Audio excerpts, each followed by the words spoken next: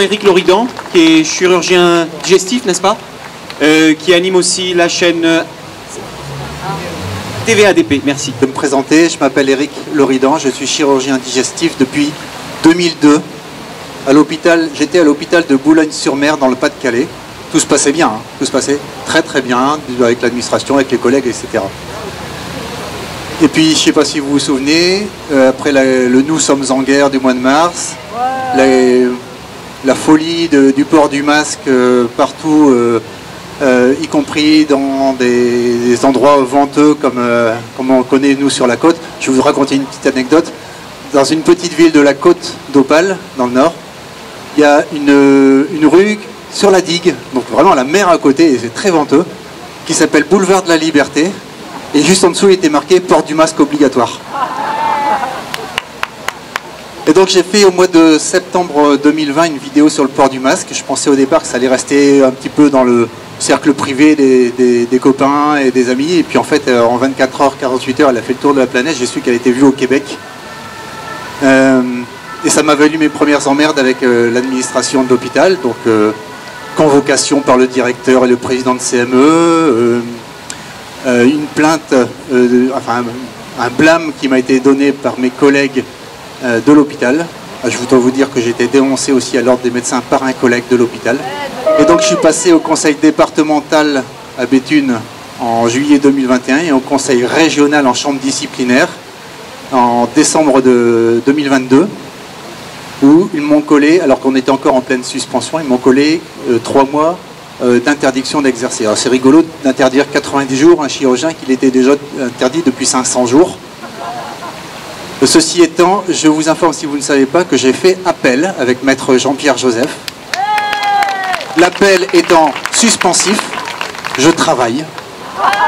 Je n'ai pas repris mes fonctions à l'hôpital de Boulogne-sur-Mer parce que mon départ s'est pas très bien passé avec mes collègues, vous vous en doutez bien. Et puis en plus, j'ai une mise en disponibilité qui court jusque janvier 2025. J'entends bien en profiter, d'autant plus que vous savez pertinemment, tout le monde ici l'ignore, mais vous le savez, la loi du 5 août 2021 portant obligation d'un schéma vaccinal complet pour les soignants n'a pas été abrogée. Elle a juste été suspendue par un décret, comme on suspend un couperet de guillotine. Ça veut dire que moindre remous médiatique et politique, reprise des obligations vaccinales, un schéma vaccinal complet, vous allez faire Covid plus grippe, et si vous ne l'avez pas fait, vous dégagez, le couperet retombe. Donc je prends mes distances, on fait d'autres choses à côté, mais de temps en temps, et je sais que vous savez sans doute que les hôpitaux sont en difficulté, et il y a des hôpitaux en France où ils recherchent des chirurgiens pour des missions temporaires, ce qu'on appelle de l'intérim. Donc je fais des intérims un peu partout. Pas dans le Nord-Pas-de-Calais, je crois que je suis blacklisté, mais ça me permet de voyager un petit peu partout en France. Voilà, alors l'appel qu'on fait avec maître Joseph, c'est aussi une façon de dire on ne va pas se laisser faire, mais aussi vous les médecins du Conseil de l'Ordre, on vous tend la main. Vous avez l'occasion de vous racheter. Vous l'avez fait pour le professeur Perron, vous l'avez fait pour le docteur Laurent Montesino, vous les avez annulé les peines, vous avez gracié, et bien écoutez, on vous donne encore l'occasion avec d'autres médecins qui sont dans la même situation, de réfléchir à ce qui s'est passé, aux positions que vous avez prises et de rectifier le tir. Parce que la réputation des conseils de l'ordre, des conseils ordinaux en général, médecins, kinés, chirurgiens, dentistes, sages-femmes, infirmières, j'en passe, elle est pas belle, elle n'est pas bonne. Parce qu'on ne se sent pas représenté par ces gens qui ressemblent plus à ces institutions qui ressemblent plus à des rouages de l'État qu'à des organismes chargés de défendre la profession. Au passage, regardez sur le site du Conseil national de l'Ordre des médecins et vous cliquez sur l'onglet « Nos missions » et vous allez tomber sur un petit passage qui dit que l'Ordre des médecins, organisme indépendant, est en charge de défendre l'indépendance de la profession médicale vis-à-vis des instances de l'État. Donc c'est bien aussi de leur rappeler, et je ne me suis pas gêné pour le faire avec mon avocat, que leur mission c'est de me défendre contre l'État et pas de défendre l'État contre moi. Comme vous le savez, on a fait aussi partie avec Louis, Carole Fouché et d'autres du documentaire Suspendu. Je vous en donne un petit aperçu. Suspendu, le documentaire de Fabien Moine, Il continue de circuler. Il a beaucoup circulé en France. Il a été traduit en polonais. Il est passé sur une chaîne alternative en polonais. Et il y a des négociations qui se font pour une chaîne d'État polonaise. C'est pas mal, hein? Il est toujours disponible sur le site Exuvie de Fabien Moine. Et comme le disait, ça y est, j'ai mangé son prénom, Martin, je suis aussi animateur TV, alors on apprend plein de choses, j'imaginais pas une seule seconde que je serais capable de faire ça. Mais Eric Montana, journaliste indépendant, m'a fait confiance.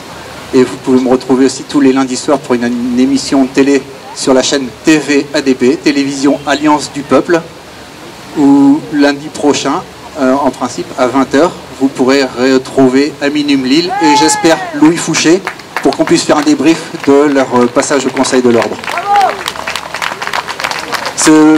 Cette situation qu'on traverse tous nous permet aussi de nous recentrer sur d'autres choses et j'ai croisé ici beaucoup de soignants, mais j'en croise aussi beaucoup ailleurs et qui sont en charge de transformer leur métier, de faire d'autres choses.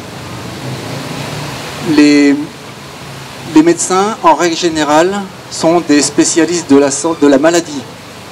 T'es malade, tu vas voir ton médecin, on te soigne. Et en fait, on se rend compte qu'en santé, on est des billes, on ne connaît rien. Et on est obligé de se tourner vers des personnes et vers des systèmes qui permettent plutôt de prendre en charge la santé des gens. Et en fait, je pense que c'est Louis qu'on a entendu au micro qui nous disait qu'on avait besoin des médecins, ou alors c'est peut-être Stéphane Gaillet, qui est d'ailleurs parti, je pense. Mais qu'on a besoin des médecins et que les médecins aussi ont besoin de vous.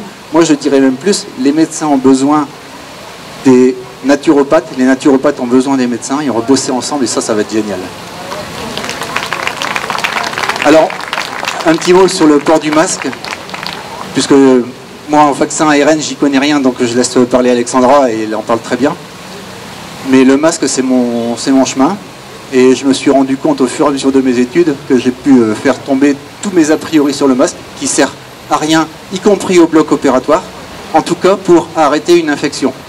C'est-à-dire que les équipes portent ou ne portent pas le masque, c'est exactement la même chose. Il n'y a pas plus de contamination sur le patient qui est opéré. Et c'est pas parce qu'on postillonne dans le ventre qu'il s'infecte. Il n'y a pas plus d'infection.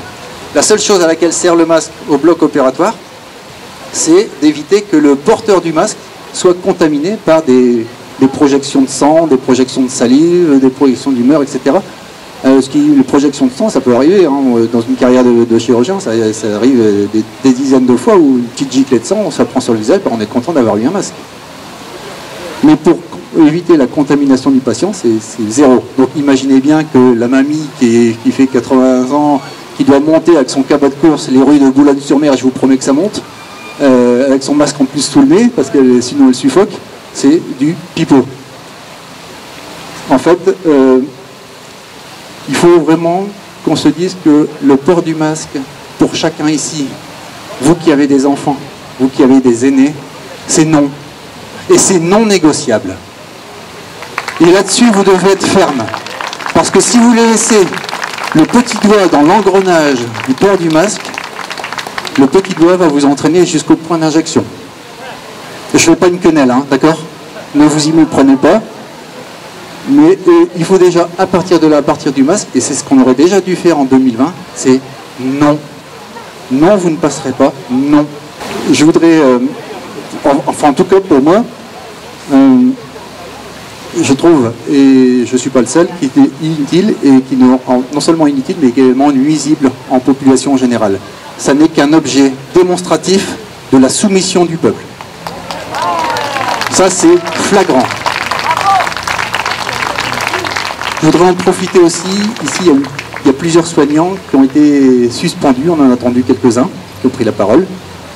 Je voudrais vous remercier, vous rendre hommage, et également à tous ceux qui vont nous entendre via les réseaux, parce que vous n'avez pas été nombreux, à peu près 10-15 000, suspendus, empêchés d'exercer de diverses manières, mais ça a été vraiment un chiffre important malgré tout. J'étais persuadé que si les soignants Si le verrou soignant sautait pour ce qui est de l'obligation vaccinale, tous les autres verrous sauteraient. Les enfants, les femmes enceintes, avec l'obligation. Mais il y a eu un petit nombre qui a dit non. Il y a eu un village d'irréductibles qui a dit non, c'est non négociable, et c'était les soignants suspendus qui ont préféré perdre leur statut social, qui ont préféré perdre leur job. Certains en sont morts, hein. Certains en sont morts. Il y en a qui se sont suicidés, il y en a qui sont dans la misère. Je connaissais une aide-soignante qui faisait la manche. Dans un pays comme la France, c'est un pur scandale. Mais cela, grâce à cela, j'ai la faiblesse de croire que c'est grâce à ces soignants qui ont tenu le coup, même s'ils n'étaient pas nombreux, qu'il n'y a pas eu d'obligation dans tous les autres corps de métier et dans tous les âges. Alors, un vibrant hommage à tous les soignants suspendus.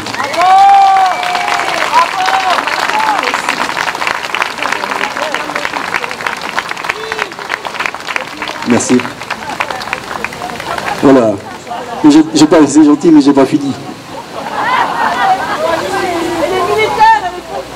Alors, en avril, ouais, les ponts militaires, les pompiers, exactement, les ambulanciers, les administratifs des hôpitaux, les jardiniers des EHPAD, les cuisiniers, etc. J'essaie d'oublier personne, mais tous les suspendus. En avril 2021, j'ai eu vraiment une crainte là-dessus parce que dans l'hôpital où je travaillais, il y avait 94% des médecins qui étaient vaccinés. 94%, il restait plus que 6% qui refusaient. On est en avril, hein. Donc aucune obligation encore. Hein. L'obligation, c'est passé par la loi du 4 août, du 5 août. Et à ce moment-là, je me suis dit, c'est foutu, ça va sauter. Et en fait, j'ai regardé les chiffres des infirmières, des aides-soignantes. Les infirmières, c'était un peu plus de 50%. Les aides-soignantes, à peine 40%. Je veux dire que plus on a de diplômes, comment je vais vous dire ça? Plus on est conforme et obéissant. D'accord? Je voudrais profiter ici pour rendre aussi un hommage à quelqu'un que vous avez tous beaucoup apprécié, qui nous a quittés, c'est Olivier Soulier. C'est rien de dire que j'ai perdu mon grand frère. Je pense que je me suis rendu compte que si j'avais perdu mon propre frère, ça m'aurait fait le même effet. Et je me souviens, et je me souviendrai toujours, comme pour le 11 septembre, je me souviendrai toujours de où j'étais et ce que je faisais quand on me l'a annoncé. Olivier m'a appris à soigner des patients Covid. Il m'a appris un peu d'homéopathie. Il m'a appris à gérer aussi des patients qui ont été injectés. Il nous laisse un héritage immense et qu'on n'a pas fini d'explorer. Et je vous invite à aller voir sur le site Sens et Symboles, qui est son propre site, où il a tout recueilli ce travail qu'il a effectué. Il va bientôt y avoir un livre qui va sortir avec les travaux d'Olivier. Je vous rappelle aussi que 15 jours avant son décès, il a reçu en Italie des mains du professeur Giuseppe Trito le prix Humanity Award pour toute son action pour la médecine et durant la période Covid. Le professeur Giuseppe Trito est quand même le président de la World Academy for Biomedicine and Technology. C'est pas rien. Et il avait bien constaté ce qu'on était en train de vivre, c'est-à-dire que c'était une destruction programmée de notre système de santé. Et d'ailleurs, en avril dernier, le président de la République nous l'avait dit, hein, je pense que c'était le 27 avril, il avait dit dans un passage dans un hôpital périphérique, il avait dit on est en train de tout réinventer, mais c'est difficile de tout reconstruire quand tout n'a pas d'abord été détruit. Demandez le programme. On a parlé des 9 bonimenteurs, je ne vais pas revenir dessus. On a tous des noms en tête. On a des milliards d'années de noms en tête. Alors, aujourd'hui, c'était pour un rassemblement pour Amine ce matin, qui s'est battu comme un beau lion. Et franchement, un soldat comme lui, ça fait plaisir à connaître. C'était aussi pour Louis Fouché cet après-midi, vous avez entendu ses réactions. Demain, à Lille, au conseil régional de l'Ordre des médecins à Lille, il va passer quelqu'un qui est beaucoup moins connu. Et son nom ne vous dira certainement rien.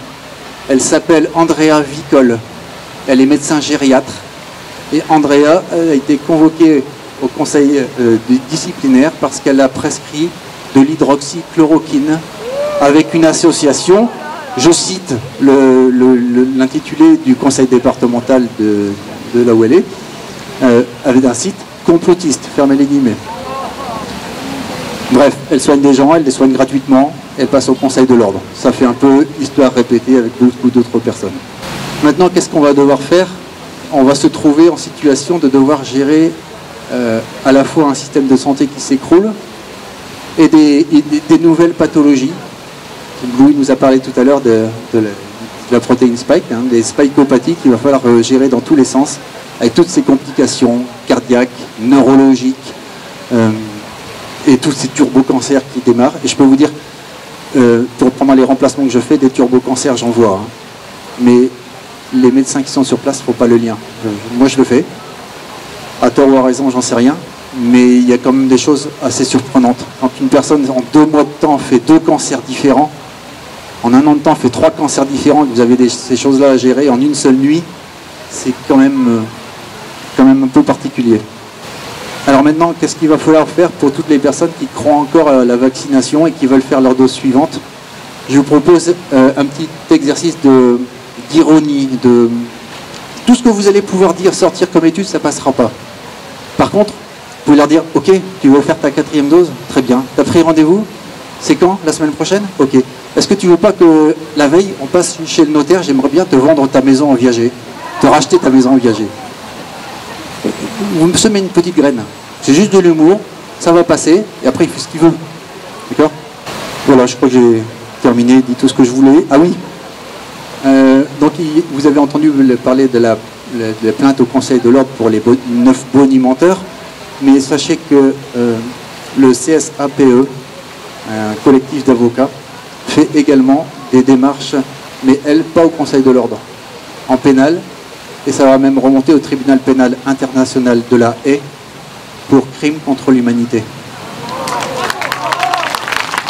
Comme le disaient certains de mes intervenants dans mes émissions, je vous ai parlé tout à l'heure du professeur Giuseppe Trito, mais également je voudrais citer Tiffaine Pinsol qui aurait dû être avec nous ce soir mais qui est bloquée chez elle. Bisous Tiffaine. Et Annelise Bocquet, qui est une immunologue qui est intervenue aussi dans mes émissions. Il s'agit d'une putain d'arme biologique. D'accord? Je ne mets pas de filtre. Ce qui se passe, nous sommes victimes d'une arme biologique. Et donc on ne peut pas en rester là. Bien sûr, il y aura des plaintes au Conseil de l'ordre pour les médecins des plateaux télé, les télétoubis qui nous ont plongé là-dedans. Mais il y a aussi les décideurs politiques. Il y a plusieurs personnes qui sont citées dans ces plaintes, notamment les présidents des conseils ordinaux, les anciens, et le président de l'Académie de médecine également, qui est dedans dans cette plainte. Plus tous les hommes politiques que vous connaissez bien, et c'est pas la peine de les citer ici. Mais on ne sait pas si ce genre de plainte va aboutir, mais le simple fait qu'elles existent, ça doit nous donner de l'espoir pour continuer, parce qu'on ne peut pas laisser ces crimes impunis. Maintenant,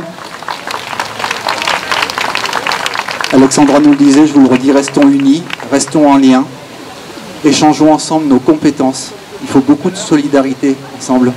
C'est pas la peine de commencer à se taper dessus en disant t'es pro-Poutine, t'es anti-Poutine, etc. Moi j'ai vu des gens dans la résistance, là, moi j'appelle comme ça la résistance, qui disaient ils étaient tout à fait d'accord ensemble sur le Covid, tout à fait d'accord ensemble sur ce qui se passe en Ukraine, bon c'est comme ça, mais qui se déchirent sur le conflit actuel. Il faut quand même que vous vous rendiez compte qu'on occulte une situation par une autre qui paraît plus grave pour vous faire oublier la précédente. Mais nous, on n'oubliera pas. Vous pouvez nous faire faire tous les conflits du monde, nous n'oublierons pas ce que vous nous avez fait subir pendant la crise Covid, et on vous le fera sentir. Et tout ça, on le fait pour nos enfants. D'accord? Tout ça, on le fait pour nos enfants, on ne le fait pas pour nous. Donc il faut continuer, il ne faut rien lâcher. Voilà. Merci à vous. Merci d'avoir été là, parce que vous donnez du sens à tout ce qu'on subit, médecins, scientifiques et soignants.